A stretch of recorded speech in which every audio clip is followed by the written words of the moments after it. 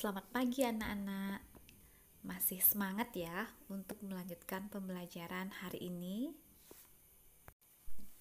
Pembelajaran kita hari ini adalah tema 7 kepemimpinan, subtema 1 pemimpin di sekitarku, pembelajaran 3 dan 4. Adapun tujuan pembelajaran hari ini adalah melalui kegiatan berdiskusi, siswa mampu mengidentifikasi nilai-nilai ketuhanan dan kemanusiaan dalam kehidupan dengan benar. Melalui kegiatan pengamatan, siswa mampu mengidentifikasi peran Indonesia ASEAN dalam bidang ekonomi dan politik dengan benar. Melalui diskusi, siswa mampu mengidentifikasi unsur-unsur pokok dalam pidato dengan benar. Nah, anak-anak, berbicara tentang kepemimpinan tentu akan berhubungan dengan kegiatan rapat atau diskusi. Nah, tampak pada gambar, ini adalah kegiatan rapat di sekolah kita yang dipimpin oleh Ibu Kepala Sekolah. Nah, anak-anak ketahui bahwa guru-guru yang ada di SD Negeri 2 Loluan Barat itu terdiri dari 2 agama. Nah, sebagai seorang pemimpin harus bisa menjaga kerukunan guru-guru yang berbeda agama tersebut. Nah, sebagai seorang pemimpin, ibu kepala sekolah harus bisa menghargai guru-gurunya yang berbeda agama, tanpa membeda-bedakan agama, serta mengakui persamaan derajat, hak serta kewajiban dari masing-masing guru. Hal ini merupakan penerapan dari sila kedua Pancasila, yaitu kemanusiaan yang adil dan beradab. Nah, Nana, Ibu sampaikan nilai-nilai yang terkandung pada sila pertama Pancasila. 1. Percaya dan takwa terhadap Tuhan Yang Maha Esa. 2. Mengembangkan sikap hormat menghormati dan bekerja sama antar pemeluk agama dan penganut kepercayaan yang berbeda-beda terhadap Tuhan Yang Maha Esa. 3.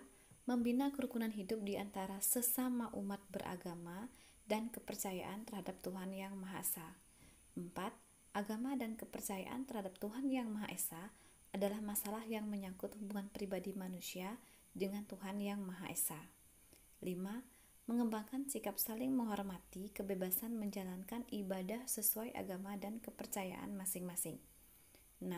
Tidak memaksakan suatu agama dan kepercayaan terhadap Tuhan Yang Maha Esa kepada orang lain. Berikut adalah nilai-nilai yang terkandung pada sila kedua Pancasila. 1. Mengakui dan memperlakukan manusia sesuai dengan harkat dan martabat. 2. Mengakui persamaan derajat, hak dan kewajiban setiap manusia. 3. Mengembangkan sikap saling mencintai sesama manusia. 4. Mengembangkan sikap saling tenggang rasa dan tepuk selera. 5. Mengembangkan sikap tidak semena-mena terhadap orang lain. 6. Menjunjung tinggi nilai-nilai kemanusiaan. 7. Gemar melakukan kegiatan kemanusiaan. 8. Berani membela kebenaran dan keadilan. 9. Mengembangkan sikap saling menghormati dan bekerja sama dengan bangsa lain. Nah, Nana, apabila kita sudah melaksanakan nilai Pancasila sila pertama dan kedua, tentu kita akan mampu bekerja sama dengan bangsa lain seperti yang disampaikan pada poin 9 tadi. Nah, inilah bentuk kerjasama Indonesia, yaitu bergabung dalam anggota ASEAN. Siapa saja anggota ASEAN? Ya, Indonesia, ibu kota Jakarta, Malaysia, ibu kota Kuala Lumpur, Singapura, ibu kota Singapura, Brunei Darussalam, ibu kota Bandar Seri Begawan, Thailand, ibu kota Manila, Kamboja, ibu kotanya Phnom Penh, Vietnam, ibu kotanya Hanoi, Myanmar, ibu kotanya Nay Pyidaw, Laos, ibu kotanya Vientiane. Nah, itulah 10 negara yang tergabung dalam anggota ASEAN. Dalam kerjasamanya dengan ASEAN, Indonesia juga memiliki peran yang sangat penting di bidang ekonomi. Di antaranya, mendukung terbentuknya masyarakat ekonomi ASEAN atau MEA, ikut serta berperan dalam lumbung padi ASEAN, ikut serta dalam melakukan kerjasama di sektor industri, salah satunya ASEAN Aceh Fertilizer Project. Indonesia sebagai salah satu pelopor dan pendiri organisasi kerjasama ekonomi antar negara. Indonesia sebagai tuan rumah KTT ASEAN dan berperan aktif dalam AFTA, ASEAN Free Trade Area. Selain Indonesia memiliki peran di bidang ekonomi, Indonesia juga memiliki peran di bidang politik, diantaranya melaksanakan dengan cara bertahap kawasan bebas perdagangan atau AFTA, terus meningkatkan demokrasi sebagai panduan dalam kehidupan bernegara dalam lingkungan ASEAN, ikut berpartisipasi dalam proses penanggulangan persebaran narkoba, dan melaksanakan perjanjian ekstradisi. Untuk memajukan kerjasama antar anggota di ASEAN, tentu akan dilaksanakan pertemuan-pertemuan secara berkala yang diwakili oleh masing-masing negara. Nah, dalam pertemuan tersebut tidak menuntut kemungkinan bahwa masing-masing perwakilan akan melaksanakan namanya pidato.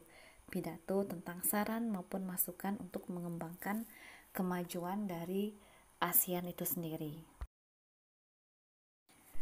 Adapun hal-hal yang harus terdapat pada pidato, yang pertama adalah salam pembuka. Biasanya terdapat kalimat sapaan seperti selamat pagi, selamat siang, selamat malam, assalamualaikum, atau om swastiastu. Kemudian yang kedua, pendahuluan atau sering disebut pembukaan, yaitu pemaparan topik permasalahan yang akan dibahas. Yang ketiga adalah inti atau isi pidato berisi pembahasan topik secara lengkap. Kalimat ajakan atau bujukan digunakan untuk mengajak pendengar melakukan kegiatan yang diharapkan. Selanjutnya adalah penutup, penyampaian rangkuman atau intisari topik yang telah disampaikan. Nah, yang terakhir adalah salam penutup, berisi kalimat salam penutup seperti terima kasih atau wassalamualaikum atau om santi santi santi om. Nah, itulah anak-anak materi yang bisa Ibu sampaikan pada hari ini. Dan seperti biasa, untuk menguji sejauh mana pemahaman anak-anak terhadap materi Ibu berikan 6 soal, tolong dikerjakan dengan baik. Jika ada masalah silakan ditanyakan melalui WA. Sekali lagi Ibu ucapkan terima kasih atas perhatian anak-anak dan tetap semangat belajar.